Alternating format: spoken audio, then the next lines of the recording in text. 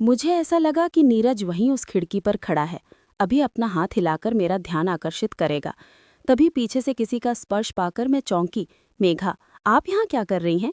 सब लोग नाश्ते पर आपका इंतजार कर रहे हैं और जमाई जी की नजरें तो आप ही को ढूंढ रही हैं, चेड़ने के अंदाज में भाभी ने कहा। सब हंसते बोलते नाश्ते का मजा ले रहे थे, पर मुझे कुछ अच्छा नहीं लग रहा था। मैं एक ही पूरी को तोड़े जा रही थी। अरे मेघा, खा क्यों नहीं रही हो? बहू, मेघा की प्लेट में गरम कोरियां डालो, माँ ने भाभी से कहा। नहीं, मुझे कुछ नहीं चाहिए, मेरा नाश्ता हो गया, कहकर मैं उठ गई। प्रदीप भैया मुझे ही घूर रहे थे।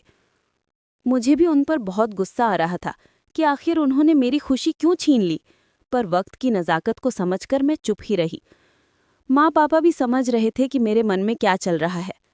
मैं नीरज से बहुत प्यार करती थी, उसके साथ शादी के सपने संजो रही थी, पर सबने जबरदस्ती मेरी शादी एक ऐसे इंसान से करवा दी जिसे मैं जानती तक नहीं थी।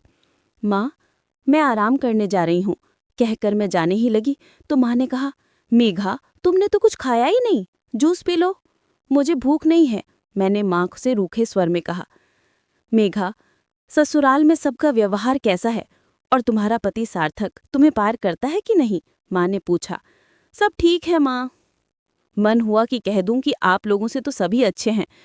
फिर माँ कहने लगी, सबका मन जीत लेना बेटा, अब वही तुम्हारा घर है। माँ बेटी में क्या बातें हो रही हैं? तभी मेरे पति सार्थक ने कमरे में आते ही कहा। मैं इसे समझा रही थी कि अब वही तुम्हारा घर है, सबकी बात मानना और प्यार से रहना। माँ, आपकी बेटी बहुत समझदार है, थोड़े ही दिनों में मेघा ने सबका मन जीत लिया, सार्थक ने मेरी तरफ देखते हुए कहा। मेरी शादी को अभी 3 ही महीने हुए थे। मैं शादी के बाद पहली बार माँ के घर आई थी। हमारे यहाँ आने से सब खुश थे, पर मेरी नज़र तो अभी भी अपने प्यार को ढूंढ रही थी। सार्थक ने वात में कमरे में आकर कहा, मेघा क्या हुआ? अगर कोई बात है तो मुझे बताओ, जब से यहाँ आई हूँ बहुत उदास लग रही हो। ऐसी कोई बात नहीं है, मैंने अनमने ढंग से जवाब दिया। सार्थक मुझे एकदम पसंद नहीं। मेरे लिए ये जबरदस्ती और मजबूरी का रिश्ता है जिसे मैं पल भर में तोड़ देना चाहती हूँ, पर ऐसा कर नहीं सकती हूँ। अच्छा ठीक है, सार्थक ने बड़े प्यार से कहा। आज मेरे सिर में दर्द है, मैंने अपना मुंह फेर कर कहा।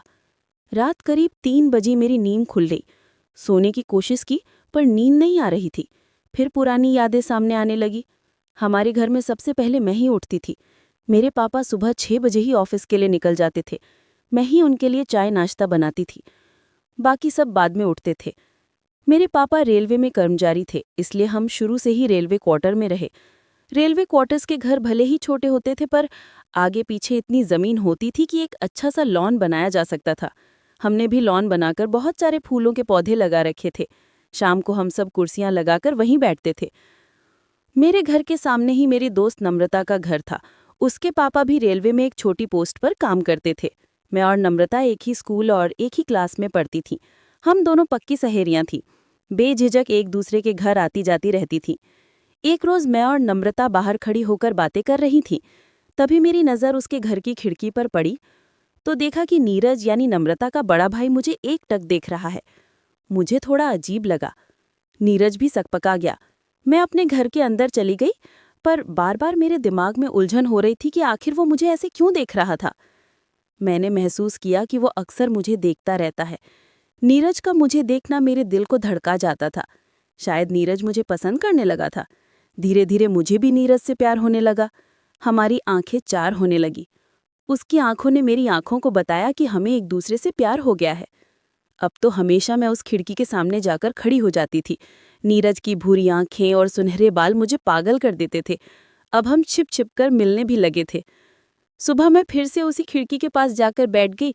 तभी पीछे से किसी का स्पर्श पाकर मैं हड़बड़ा गई और मेरी सोच पर पूर्ण विराम लग गया। मेघा, तुम कब से यहाँ बाहर बैठी हो? चलो अंदर चाय बनाती हूँ, माँ ने कहा। मैं यहीं ठीक हूँ माँ, आप जाओ, मैं थोड़ी देर में आती हूँ। माँ ने मुझे शंका भरी नजरों से देखते हुए कहा, तुम अभी तक उस लफंगे को नहीं भूली हो? अरे सब कुछ एक बुरा सपना समझकर क्यों नहीं भूल जाती हो? उसी में सबकी भलाई है। बेटा, अब तुम्हारी शादी हो चुकी है, अपनी घर गृहस्थी संभालो, अपने पति को प्यार करो। इतना अच्छा जीवन साथी और ससुराल मिली है, एक लड़की को और क्या चाहिए? माँ की बातों से मुझे रोना आ गया। मेरी गलती क्या थी? यही ना कि मैंने प्यार किया, और प्यार करना कोई गुनाह तो नहीं है। अपने पति से कैसे प्यार करूं जब मुझे उनसे प्यार ही नहीं है? अब क्यों रो रही हो? अगर तेरी करतूतों के बारे में जमाई राजा को पता चल गया तो क्या होगा? अरे बेवकूफ लड़की, क्यों अपना सुखी संसार बर्बाद करने पर तुली हो? माँ ने गुस्से में कहा। कौन क्या बर्बाद कर देगा माँ जी? सार्थक ने पूछा, जैसे उन्होंने हमारी सारी बातें सुन ली हों। माँ हड़बड़ा कर कहने लगे, कुछ नहीं जमाई जी, मैं तो मेघा को ये समझाने की कोशिश कर रही थी कि अब पिछली बातें भूल जाओ, ये अपनी सब सहेलियों को याद करके रो रही हैं। ऐसे कैसे भूल जाएगी अपनी सहेलियों को? स्कूल कॉलेज अपने दोस्तों के साथ बिताए वो पल ही तो हम कभी भी याद करके मुस्कुरा लेते हैं। सार्थक ने कहा, मेघा, दुनिया अब बहुत ही छोटी हो गई है। हम इंटरनेट के जरिए कभी भी किसी से भी जुड़ सकते हैं। हम माँ के घर 4-5 दिन रहकर अपने घर रांची चल दिए। पटना से रांची करीब 1 दिन का रास्ता है। सार्थक तो सो गए, पर ट्रेन की आवाज़ से मुझे नींद नहीं आ रही थी। मैं फिर वही सब सोचने लगी कि कैसे मेरे परिवार वालों ने हमारे प्यार को पनपने नहीं दिया। प्रदीप भैया को कैसे भूल सकती हूँ? उनकी वजह से ही मेरा प्यार अधूरा रह गया था। मेरी आंखों के सामने ही उन्होंने नीरज को कितना मारा था। अगर तब नीरज की माँ आकर प्रदीप भैया के पैर न पकड़ती तो शायद वे नीरज को मार ही डालते। उस दिन के बाद हम दोनों कभी एक दूसरे से नहीं मिले। भैया ने तो यहाँ तक कह दिया था नीरज को कि आइंदा कभी यहाँ नजर आया या मेरी बहन को नजर उठाकर भी देखने की कोशिश की तो मारकर ऐसी जगह फेंकूंगा कि कोई ढूंढ नहीं पाएगा। प्रदीप भैया की धमकी से डरकर नीरज और उसके परिवार वाले यहाँ से कहीं और चले गए। नम्रता को हमारे प्यार के बारे में सब पता था। एक दिन नम्रता मेरी माँ से ये कहकर मुझे अपने घर ले गई कि हम साथ बैठकर पढ़ाई करेंगी। हमारी 12वीं कक्षा की परीक्षा अगले महीने शुरू होने वाली थी, अतः माँ ने हाँ कर दी। अब तो हमारा मिलना रोज होने लगा। एक रोज जब मैं नम्रता के घर गई तो कोई नहीं दिखा, सिर्फ नीरज था। उसने बताया कि नम्रता और माँ बाहर गई हैं। मैं वापस अपने घर आने लगी, तभी नीरज ने मेरा हाथ अपनी ओर खींचा। नीरज, छोड़ो मेरा हाथ, कोई देख लेगा, मैंने नीरज से कहा। कोई नहीं देखेगा, क्योंकि घर में मेरे अलावा कोई है ही नहीं, उसने शरारत भरी नजरों से देखते हुए कहा। उसकी नजदीकियां देखकर मेरा दिल जोर जोर से धड़कने लगा। मैं अपने आप को नीरज से छुड़ाने की कोशिश कर भी रही थी और नहीं भी। मैंने अपनी आंखें बंद कर ली। तभी उसने मेरे अधरों पर अपना होंठ रख दिया। नीरज, ये क्या किया तुमने? ये तो गलत है। इसमें गलत क्या है? हम एक दूसरे से प्यार करते हैं, कहकर उसने मेरे गालों को चूम लिया। किसी को हमारे प्यार के बारे में अब तक कुछ भी पता नहीं था, सिर्फ नम्रता को छोड़कर। सुनहरे सपनों की तरह हमारे दिन बीत रहे थे। हमारे प्यार को 3 साल हो गए। नीरज की भी नौकरी लग गई और मेरी भी स्नातक की पढ़ाई पूरी हो गई। अब तो हम अपनी शादी के सपने भी संजोने लगे।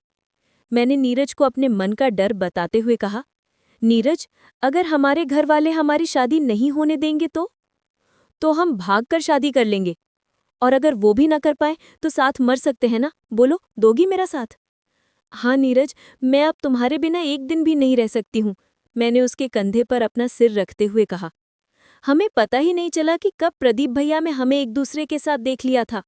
मेरे और नीरज के रिश्ते को लेकर घर में बहुत हंगामा हुआ। मुझे भैया से बहुत मार भी पड़ी। अगर भाभी बीच में ना आती तो शायद मुझे मार ही डालते। उस वक्त माँ पापा ने भी मेरा साथ नहीं दिया था। जल्दी जल्दी में मेरी शादी तय कर दी गई। इन जालिमों की वजह से मेरा प्यार अधूरा रह गया। कभी माफ नहीं करूंगी इन प्यार के दुश्मनों को।